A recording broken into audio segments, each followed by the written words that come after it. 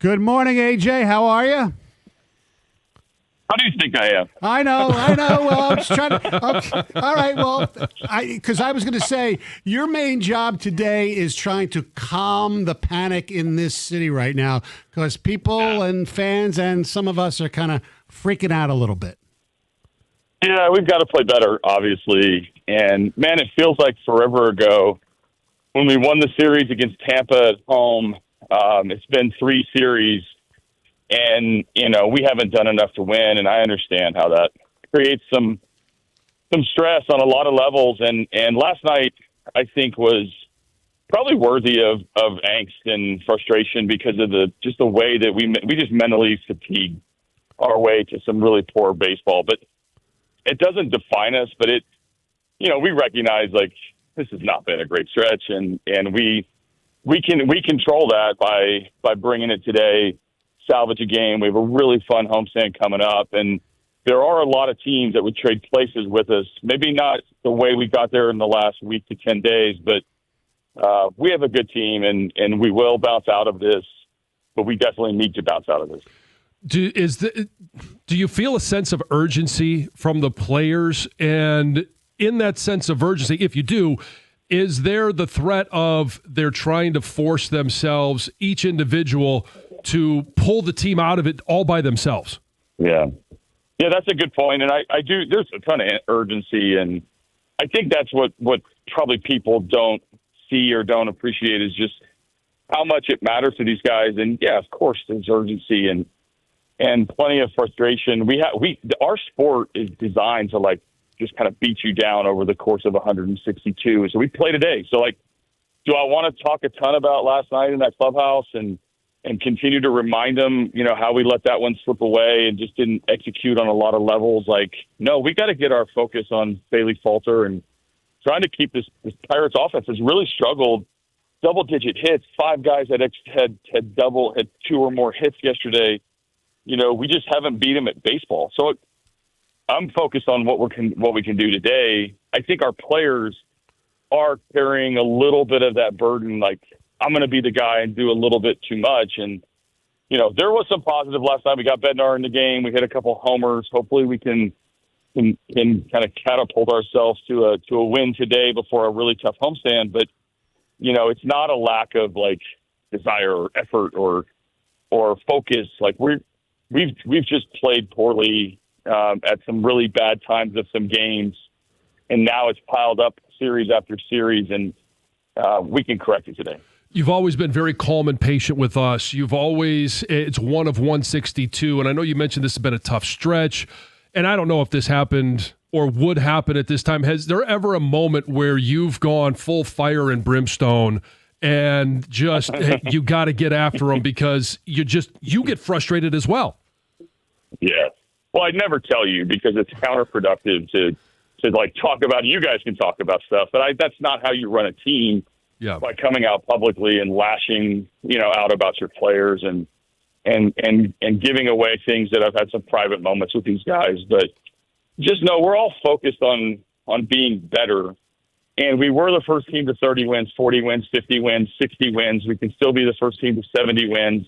And that gets lost in sort of the beatdown for all of us, fans, players, coaches, managers, when you go through back-to-back bad series after the All-Star break. So there's plenty of passion involved with me and others, and it's not a productive way to run a team by showcasing all that all the time. For those who've watched baseball for a long time, great teams have streaks where they get really hot, and conversely, they have streaks like you guys are going through. I mean, every team goes through this, but to me, is it fair? What's disconcerting to me is it seems like, bullpen, and now even the starting pitching and the lack of hitting, it's all at once. Usually you just have one person or a few guys having but now, you can go with Cole Keith as 1 for 24 and go on the starting pitching. Is that disconcerting at all?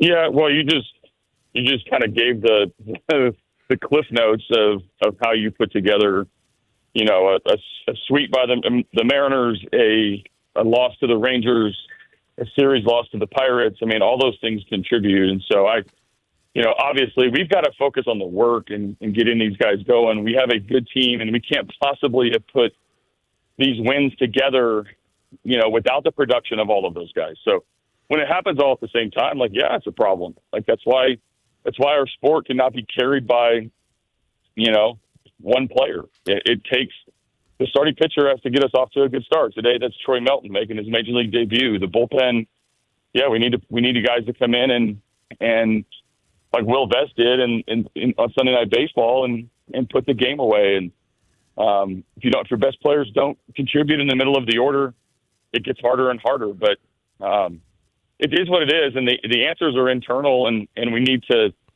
kind of get after it today, salvage a win, and try to flush this bad set of games, put it behind us. You mentioned Troy Melton starting today. Why was that now the right time to give him the ball on the mound? Yeah, so he's nasty, first off. He's really good. And you're going to see some high-end velo. You're going to see some secondary pitches. Obviously we hope he pounds the strike zone.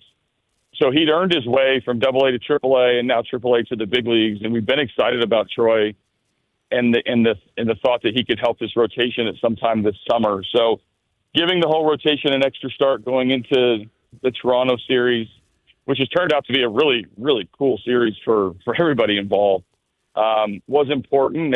And we're continuing to try to kind of find the spark of guy that can come up and contribute to a win. So I'm excited for him. He's excited. His family flew in from Southern California. And, I'm not sure they may have loved the flight from Newport Beach to Pittsburgh. That's probably as hard a flight as you can have. But man, he's a talented kid, and now's the right time to see what we have with this kid and see if he can help us, put up a good start and get us on a better track. I want to ask you about Riley Greene, AJ. He's obviously a terrific player. He's an all-star, lots of home runs, but conversely, almost historic strikeout pace if he keeps it up.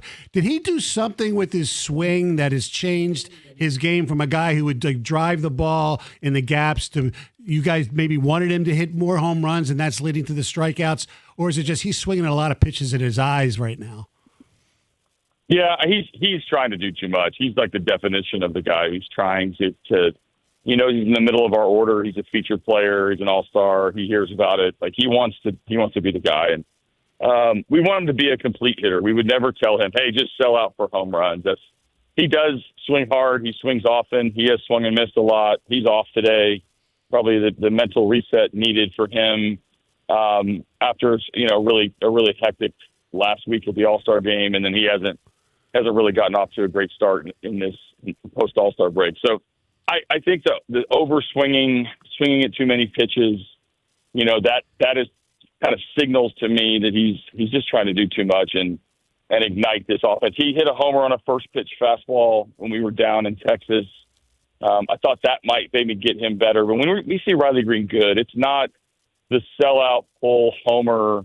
Those are majestic and cool, and we're reminded how good he is. He's up to 25, 26 homers already, and it's more of a complete hitter who's getting hits along the way as well. We're 8 days away from the deadline. How tough is it as a manager to, talk to your players? I know some teams, they want their front office, their ownership to go, we're close, go for it, let's do it. And others, they want to be here. Yeah. And they know that they may be gone. Yeah, I mean, it is what it is. And I think we have our hands full on a lot of things that we need to deal with that don't involve the trade deadline. We know it's there. Everybody knows it. They get asked about it every day. Media. We try not to talk about it a ton because it's out of our control in the field. We do want the front office to look into the different things, and they're going to. They're going to do their part, try to make this team better. We need to make this team better on the field, and the execution issues are front and center more than the headlines and rumors and curiosity. I don't want that to bleed into these players wondering if they're going to be a part of it. That's a hard task this time of year with the volume of attention that the deadline brings, but it's the fastest way to be bad.